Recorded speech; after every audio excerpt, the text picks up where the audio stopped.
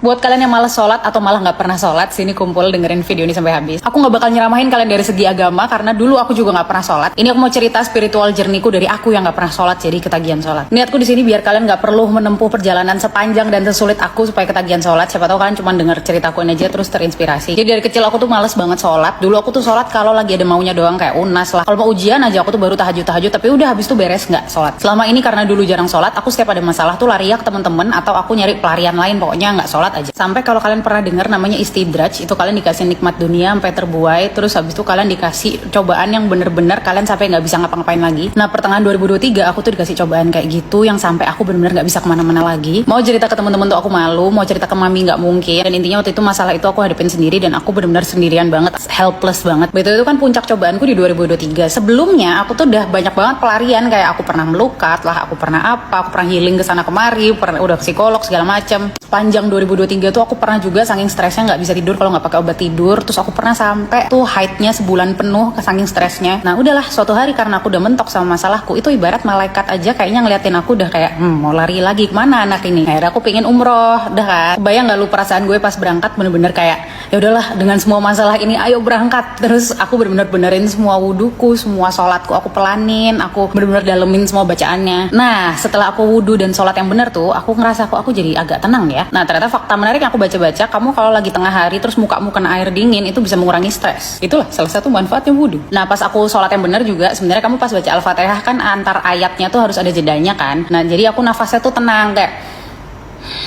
Nah itu ternyata mengurangi stres juga. Terus semua bacaan sholatnya aku dalemin, jadi aku baca artinya juga dalam hati. Terus habis sholatnya aku doa-doa juga. Nah tuh tiap sholat aku rasanya kayak tenang banget, kayak rasanya habis ngobrol sama psikolog gitu. Apalagi curhatnya langsung ke Allah gitu, yang bisa memberikan solusi terbaik kepada masalahku. Waktu itu aku mulai sholat subuh tuh yang bener. Sholat subuh, setelah sholat subuh tuh hatinya rasanya tenang gitu. Mendekati duhur tuh aku gelisah lagi karena masalahku. Terus mendekati duhur aku sholat lagi, tenang lagi. Mendekati asar gelisah lagi, sholat lagi, tenang lagi. Habis itu mendekati maghrib gitu aja terus sampai akhirnya sholat 5 waktu. Tuh aku aja nggak nyangka aku tuh bisa sholat 5 waktu. Jadi kesimpulannya untuk kalian yang sama kayak aku dulu nggak ngaruh kalau diomongin sholat itu kewajiban lalala tuh pasti masuk kuping kanan keluar kuping kiri. Aku tuh ternyata baru ketagihan sholat pas aku tahu bahwa sebenarnya aku yang butuh, bukan karena ya aku sendiri yang butuh. Gue stres kayak gini nyari pelarian kesana kesini. Ternyata sebenarnya tuh kita sehari udah dapat 5 kali jatah curhat gitu, tapi selama ini nggak pernah aku ambil jatahnya. Ngeyel aja nyelesain masalah-masalah hidup sendiri, akhirnya kalang kabut sendiri. Ya itu sih sebenarnya masalahku nggak langsung selesai, cuman